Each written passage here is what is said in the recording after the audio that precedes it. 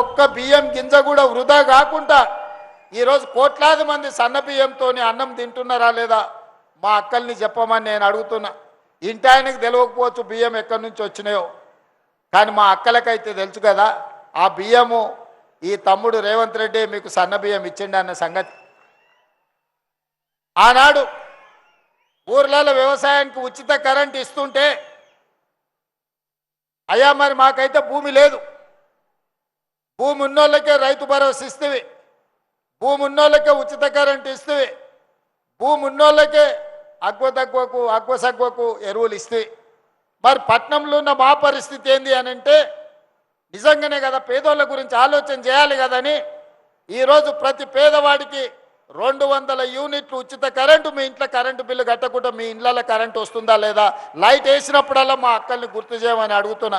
ఈ సంగతి ఇంటి ఆయనకు తెలియదు, ఎందుకంటే లైట్ స్విచ్ చేయడం ఉందో ఆయనకే తెలియదు. ఇవాళ 200 యూనిట్లు ఉచిత కరెంటు 55 లక్షల కుటుంబాలు ఈరోజు ఉచిత కరెంటు లబ్ధి పొందుతున్నారా లేదా మీరు ఆలోచన చేయండి. ఆ ఎల్ల దీపం పథకం ద్వారా ఇందిరాగాంధీ గారి వారసత్వంగా వచ్చిన సోనియా గాంధీ గారు కట్టెల పొయ్యి మీద వంట వండితే ఆ పొగ ఊపిరితిత్తుల్లోకి పోయి ఆడబిడ్డలు క్యాన్సర్ వచ్చి చచ్చిపోతుంటే, కళ్ళు మండిపోతుంటే పిల్లలకి ఎట్లయినా వండి పెట్టాలి అని క్యాన్సర్ బారిన పడ్డా మా అక్కల బాధను భరించింది. సోనియమ్మ ఆడబిడ్డల కష్టాన్ని ఆలోచన చేసి కట్టెల పొయ్యిని తీసి అటక మీద పెట్టుండ్రి, దీపం పథకం కింద స్టవ్ సిలిండర్ ఇస్తా, 400 రూపాయలకే మీకు సిలిండర్ ఇస్తా అని ఆ ఎల్ల పథకాన్ని సోనియమ్మ ప్రవేశపెట్టింది. ఆ తర్వాత వచ్చిన మోడీ గారు 400 సిలిండర్ను 1200 చేసిరు. మా అక్కలు కష్టపడి ఇండ్లల్లో పనిచేసి పరిశ్రమలలో పనిచేసి ఉద్యోగాలు చేసి సంపాదిస్తే నెలకు సిలిండర్ కొనుక్కుంటే 1200 ఆ సారు మన పర్సులకి వెళ్ళి గుంజుకపోతుండే. తెలియని దొంగ మనకు తెలియకుండానే మన పర్సులకి వెళ్ళి 1200 కొట్టుకపోతుండే. మరి అట్లాంటిది ఇవాళ మా అక్కలు సిలిండర్ కొంటే 500 రూపాయలకే ఇవాళ మా అక్కలు సిలిండర్ తెచ్చుకుంటున్నారు.